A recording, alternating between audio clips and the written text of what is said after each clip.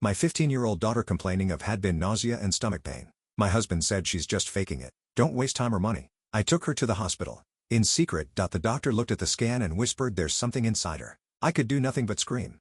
The Brown family's two-story house in a beautiful suburban neighborhood of Richmond symbolized a perfect family from the outside. With its red brick exterior, white window frames, well-maintained lawn, and colorful flower beds, neighbors considered it a picture-perfect home in every season. Elizabeth Brown sighed deeply as she looked at the high school student files spread across the kitchen island counter. A woman of delicate beauty and gentleness, she had worked as a counselor at Albert High School for over 10 years and earned tremendous trust from her students. Stop bringing students' casework home. Richard Brown's low, grave voice interrupted her thoughts. Richard was a leading real estate developer in the area, respected in the community for his career and charisma. Standing over 6 feet tall, his presence stood out in any room. He wore expensive suits with ease and exuded the confidence of a successful man. I'm just preparing for tomorrow's meetings, Elizabeth answered with a smile. I'll put them away soon. Richard leaned against the kitchen counter, holding a glass of whiskey. You're too kind. You sacrifice too much of your time for those troubled kids. Elizabeth said nothing. Richard never tried to understand why she cared so deeply for the students he called troubled. Can you imagine making $10,000 a month just from YouTube all from home? That's exactly what I did with Reddit stories. No face, no voice. Check the link in the description if you're curious. Where's Olivia? Richard asked. In her room. I think she's doing homework. Richard frowned. Shut away again? She's been acting strange lately. Go check her room. Elizabeth frowned. She might be busy right now, and she's a 15-year-old girl. She needs privacy too. There's no privacy in this house. Richard's voice was cold, leaving no room for discussion. Go check on her. Elizabeth nodded silently, putting away her papers and choosing to obey to avoid an argument with her husband. She had long believed that maintaining peace in the home was her responsibility. Olivia's door was closed. Elizabeth knocked gently. Olivia, may I come in? When there was no response, she opened the door quietly. In the dimly lit room, Olivia was lying on her bed. Wearing a plain, simple t-shirt and sweatpants, she was looking at her smartphone but immediately darkened the screen when her mother entered. Are you okay? Elizabeth asked worriedly. Instead of answering, Olivia curled up. Her long brown hair covered her face, hiding her expression. My stomach hurts. Elizabeth sat on the edge of her daughter's bed. Again? That's the third day. Do you have a fever? She reached out to touch Olivia's forehead, but her daughter pulled away. No fever. I just don't feel well. What about food? Do you want to eat something? I could heat up some soup. Olivia shook her head slightly. Not hungry. Elizabeth looked around the room. The walls that were once decorated with bright colors and photos of friends were now bare. Her once cheerful and outgoing daughter had changed into someone else entirely in recent months. Her grades had dropped, she no longer spent time with friends, and she stayed shut in her room at home. How was your English test last week? Got a C, Olivia answered vaguely. A C? You always got A's in English. What happened? Don't know. Just couldn't concentrate. Elizabeth felt Olivia's body tense as Richard's footsteps echoed in the hallway. He stood in the doorway with his arms crossed, saying she's sick again. Irritation seeped into his voice. Elizabeth looked up at Richard. Her stomach hurts. It's been going on for days now. Teenage make-believe, Richard said callously. She just wants attention. Don't use illness as an excuse for your falling grades. Richard, she really enough? He cut off his wife's words. Don't coddle her. When I was her age, I didn't miss school even when I had a fever. Teach her toughness. Olivia remained silent, facing the wall. Elizabeth placed her hand on her daughter's shoulder, but Olivia didn't move. You're going to school tomorrow. Understood, Richard commanded. Olivia just nodded slightly. After Richard left the room, Elizabeth gently stroked her daughter's hair. If you're really worried, I can take you to the doctor. Dad won't allow it. Olivia's voice trembled. Then? Elizabeth searched for words. We could go secretly. Olivia finally looked at her mother. Her eyes were empty, their former sparkle gone. It's okay. It's just a stomachache. Deep down, Elizabeth felt this wasn't just a stomachache. It was something in her daughter's eyes, an unspeakable sadness and fear. But she couldn't see the cause. You can tell me anything, Elizabeth whispered. There's nothing to tell. Olivia turned away. Leave me alone. Elizabeth left the room with heavy steps. Downstairs, Richard had turned on the television and started watching the news. He had entered Olivia's life 5 years ago when she was only 10. After Elizabeth's former husband Daniel died in a car accident, Richard offered them stability and protection. 2 years later, he formally adopted Olivia, becoming her legal father. The relationship had been good at the beginning, but something began to change. It started with small changes. Olivia's rebellious attitude, Richard's increasing strictness. Elizabeth thought it was just a rite of passage through adolescence. But now, her intuition told her something more serious was lurking beneath the surface. When she entered the living room, Richard gave her a cold look. Don't take her to any doctor. It's a waste of money. Don't use insurance for such make-believe illnesses. Elizabeth nodded quietly. The next morning, Elizabeth watched from the living room window as Olivia boarded the school bus. Her shoulders were slumped, and fatigue emanated from her entire body. She hadn't eaten breakfast, and her face remained pale. I wonder if forcing her to go to school was really the right thing to do, Elizabeth muttered to herself. Of course it was, Richard said, appearing behind her. Already dressed in his business suit, he was ready to leave for work. If you coddle her, she'll always remain weak. Toughness requires strictness. Elizabeth nodded silently. She knew that questioning her husband's disciplinary philosophy would lead to a lengthy argument. Richard was about to leave for a 3-day business trip, so at least the house would be quiet during that time. Keep a close eye on Olivia while I'm gone. Always know what she's doing, Richard emphasized before leaving. Don't forget to check her phone. Elizabeth felt a slight disgust but answered, yes, I understand. She had always felt uncomfortable with Richard interfering with Olivia's privacy, but she had partly gone along with it under the pretext of parental responsibility. After Richard left, Elizabeth headed to her workplace, Albert High School. Waiting for her in the counseling office was her colleague and close friend, Sarah Martinez. Elizabeth, you look terrible, Sarah said worriedly. Another all-nighter with casework. Elizabeth managed a tired smile. No, I'm worried about Olivia. They moved to the back of the office where other staff couldn't hear them. Elizabeth confided in Sarah about Olivia's behavior over the past few months, declining grades, thinning friendships, and especially the concerning recurring illnesses. Richard says it's just make-believe. He won't even let me take her to a doctor. Sarah's expression darkened. What? That's strange. It's about her health. He calls it a waste of money. But I think Olivia is really sick.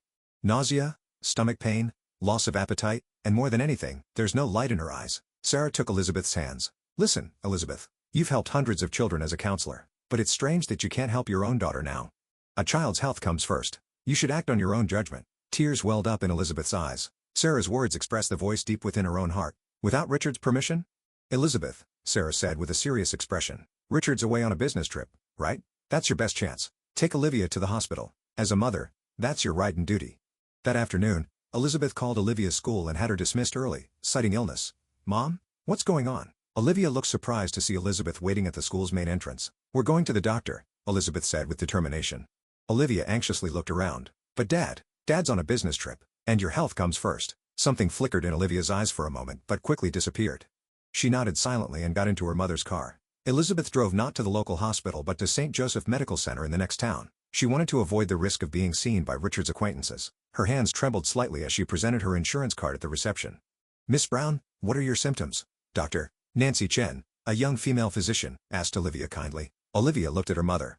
Mom. I'd like to talk to the doctor alone. Elizabeth flinched momentarily. Pain that her daughter was trying to exclude her and anxiety that there was something she couldn't say squeezed her heart. However, she understood the importance of respecting her daughter's wishes. Of course, Elizabeth smiled.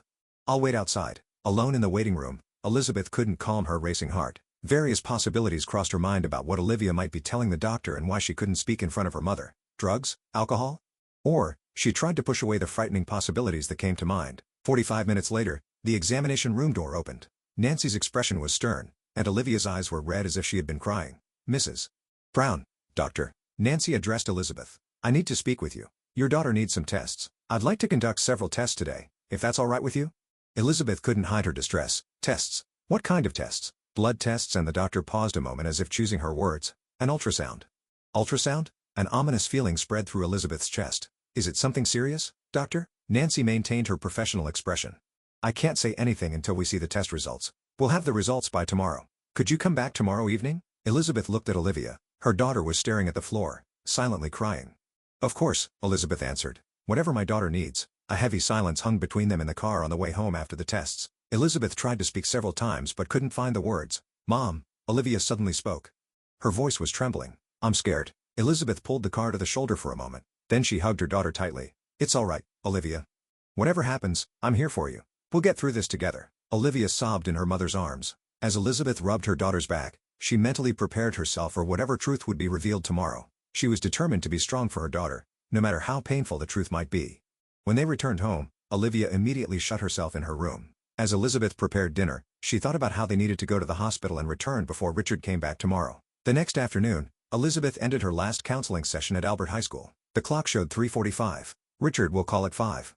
I need to be back from the hospital and at home with Olivia by then, she thought anxiously as she grabbed her bag. Sarah stopped her. Are you okay? Elizabeth exhaled shallowly. I don't know. But we're about to find out the truth. Whatever happens, I'm here for you. Sarah embraced her shoulder. Call if you need anything. I'll come right away. Elizabeth nodded gratefully. Then she hurried to the parking lot. At the school's main entrance, she saw Olivia already waiting. She looked even paler than yesterday, her shoulders slumped. Once in the car, Olivia stared silently out the window. Elizabeth wanted to say something but couldn't find the right words. Instead, she quietly started the car. When they arrived at the St. Joseph Medical Center parking lot, Elizabeth could hear Olivia's breathing grow ragged. She parked the car and turned off the engine. But neither of them moved to get out. Olivia. Elizabeth turned quietly toward her daughter. I don't know what's happening, but I promise you one thing. No matter what, I love you and I'll protect you. We'll get through this together. Tears welled up in Olivia's eyes. She opened her mouth to say something, but no words came out. Instead, she just nodded slightly. Inside the hospital was bright white, with the smell of disinfectant in the air. After checking in, they were escorted to Dr. Nancy Chen's office. The doctor stood up with a serious expression when she saw them. Mrs. Brown, Mississippi. Please sit down. She indicated chairs on the other side of her desk. A strange tension hung in the examination room. Dr. Nancy stared at her computer screen in silence for a few seconds. Then, after taking a deep breath, she turned to Olivia and Elizabeth. The test results are in, Doctor, Nancy said quietly. Her voice had the typical calmness of a physician, but clear concern showed in her eyes. After looking at Olivia's blood tests and ultrasound results together, she hesitated for a moment. In your stomach. Elizabeth's heart began to race. Time seemed to stop. Olivia is pregnant. About 12 weeks along. The sound of blood rushing roared in Elizabeth's ears. A cry escaped her lips, seeming to come from so far away she barely recognized it herself. No, that she couldn't find words. Olivia covered her face with both hands, bent forward, and broke down crying. Elizabeth automatically put her arms around her daughter, but she herself was trembling. I understand how you feel, Doctor, Nancy said quietly. This is an extremely difficult situation. Olivia is only 15. In Elizabeth's mind, countless questions whirled, and the most terrifying question, who? Who? Elizabeth forced out from the back of her throat. Who did this to you? Olivia couldn't answer, just kept crying. Doctor. Nancy stood up and said quietly, let's talk in another room. A nurse will stay with Olivia. Elizabeth nodded vaguely. Though she didn't want to leave Olivia, she understood the need to calm down. A nurse entered the examination room and gently placed her hand on Olivia's shoulder. Elizabeth stood up weakly and followed Dr. Nancy. Entering a small consultation room, the doctor closed the door and faced Elizabeth. First, take a deep breath, she said quietly. Elizabeth did as told, inhaling a shaky breath. In situations like this, there are various options, Doctor, Nancy continued. There's still time, but whatever choice you make, Olivia's mental care takes priority. Elizabeth finally found her voice. I don't understand. She hardly goes out. She didn't have a boyfriend, just back and forth between school and home. Mrs. Brown, Doctor. Nancy's voice softened. In my conversation with Olivia, a very concerning situation has come to light. I've called in a social worker. She needs to talk with Olivia in more detail. Elizabeth's blood ran cold. A social worker? Why? Olivia's situation. The doctor seemed to be choosing her words. May involve legal issues. Legal. Elizabeth repeated the word. And suddenly, a horrifying possibility arose in her mind. Was Olivia raped? Her voice trembled. Doctor. Nancy didn't answer directly. Social worker Tracy Williams has arrived. After she speaks with Olivia, we'll talk, the three of us. Elizabeth was left in the consultation room with trembling legs. 10 minutes felt like an hour. In her mind, various terrifying possibilities appeared and disappeared. Thinking about the fear and loneliness Olivia might have experienced was heartbreaking. The door was knocked on, and a woman entered. She introduced herself with a calm expression. Mrs. Brown, I'm Tracy Williams. I'm a social worker with Child Protective Services. Olivia? Elizabeth asked with a trembling voice. She's with Dr. Nancy. She's safe. Tracy encouraged her to sit down. Mrs. Brown, what I'm about to tell you is very difficult. You'll need your strength. Elizabeth nodded firmly. I spoke with Olivia. At first, she didn't want to talk. But I explained that we needed to know the truth for her safety and to provide appropriate support, Tracy said quietly. Olivia says she has been sexually abused for about a year. For a year. Elizabeth's expression showed disbelief. By whom? A teacher? A coach? Tracy exhaled deeply. Your husband, Richard Brown. Elizabeth's world collapsed. She shook her head violently. No, that's a lie. Richard is her father. He even adopted her. He wouldn't do such a thing. Mrs. Brown, Tracy said quietly but firmly, in our experience, it's very rare for children to lie about such serious allegations, especially when they can provide detailed explanations. But Elizabeth's voice was hoarse. Why didn't Olivia tell me? Olivia did tell us. She was afraid of hurting you. She said Richard threatened that if she spoke, it would hurt her mother and that no one would believe her. Tracy's voice was gentle. Furthermore, she herself didn't want to break the family. Intense pain shot through Elizabeth's chest. Guilt for failing to protect her daughter and anger toward her husband overwhelmed her. Her body was shaking uncontrollably. We need to report this to the police now, Tracy said. Ensuring Olivia's safety is the top priority. Richard is on a business trip. He's coming back tomorrow, Elizabeth answered mechanically. That's good, Tracy said. You and Olivia need to move to a safe place. Do you have relatives or trusted friends you could stay with? Sarah's face appeared in Elizabeth's mind. Yes, I do. Excellent, Tracy smiled gently. A police officer will record statements from you and Olivia. After that, you'll move to a safe location. Meanwhile, an arrest warrant for Richard will be issued. Though Elizabeth's mind was in chaos, one thing was clear. She had to protect Olivia. Now that she knew her husband's true nature, all her maternal instincts had awakened to protect her daughter. "Let me see Olivia." She stood up. Tracy opened the door and escorted Elizabeth to Dr. Nancy's examination room. Olivia sat in a chair, her eyes red and swollen. When Elizabeth entered, Olivia shrank back fearfully. "Olivia," Elizabeth said with a trembling voice. "I'm sorry. Mom couldn't protect you." Tears welled up in Olivia's eyes again. "I wanted to tell you, but I was scared." Elizabeth rushed over and hugged her daughter tightly. They cried in each other's arms. For a long time, no words were necessary. That embrace contained all their love, apologies, and understanding. "It's going to be okay now," Elizabeth whispered as she stroked her daughter's hair. "I won't let anyone hurt you anymore. Mom will definitely protect you." Elizabeth woke up in the guest room of Sarah's house. For a moment, she didn't know where she was, but seeing Olivia sleeping beside her, she remembered yesterday's events were real. She quietly got up and looked around the room where morning sunlight streamed through the window. The hours at the police station had been like a nightmare. Olivia's testimony was recorded, and Elizabeth herself kept answering questions about the details of life with Richard, changes in Olivia's behavior, and the signs she had missed or refused to notice. "I should have seen it," Elizabeth whispered to herself. "Why didn't I notice?" "Don't blame yourself." Turning around, she saw Sarah standing in the doorway. She approached with 2 coffee cups. "Thanks for being up so early," Elizabeth said as she accepted a cup. "Did you sleep?" Sarah asked gently. Elizabeth shook her head. "Just fragments." But Olivia seemed exhausted. "She's sleeping soundly." Sarah sat on the edge of the bed. "The police called. Richard was arrested in Chicago, where he was on his business trip, this morning." Elizabeth took a deep breath. "I'll tell Olivia later. She still needs rest." Sarah's expression clouded. "There's one more thing." When the police searched Richard's belongings, they found inappropriate photos of Olivia on his mobile phone. The blood drained from Elizabeth's face. Her hands shook, nearly dropping the coffee cup. "Those photos, when were they taken?" "The police didn't give details, but apparently they spanned quite a long period," Sarah answered quietly. A long silence followed. In Elizabeth's heart, a flame of anger was growing. Her affection for Richard had transformed into guilt for not protecting her daughter and intense hatred toward him. "Why didn't I notice?" Elizabeth asked herself again. "I'm a counselor. I deal with children's problems every day. Families of victims often don't notice until the end," Sarah answered. "Especially when the perpetrator is respected and trusted. Richard was a role model in the community. No one suspected." That afternoon, Detective Carter visited Sarah's house, a middle-aged black man with a calm but firm demeanor. "Mrs. Brown." He addressed Elizabeth. "The interrogation of suspect Richard Brown has begun. He is currently denying all charges." Elizabeth couldn't contain her anger. "Despite the evidence? Despite Olivia's testimony and the photos?" "This is a normal response," Detective Carter explained calmly. "However, the evidence is very strong. DNA testing will also be conducted." Olivia came downstairs. She seemed tense seeing the detective but sat next to Elizabeth. "Dad, Richard?" Olivia asked in a small voice. "He's been arrested." Elizabeth took her daughter's hand. "He can't hurt you anymore." Detective Carter smiled kindly at Olivia. "Miss Olivia, you are very brave. It took great courage to tell the truth. Thanks to you, justice will prevail."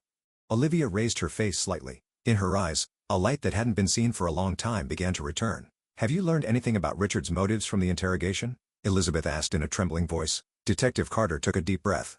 "It's still early, but his behavior pattern shows typical characteristics of a controller. He seems to have used his position as a stepfather to satisfy his sense of ownership and desire to control Olivia." The detective continued. "Also, initial interviews with a psychologist suggest that the suspect had strong jealousy toward Olivia's biological father. It's possible that as Olivia entered puberty and began to resemble her real father, it triggered him." Elizabeth couldn't stop trembling.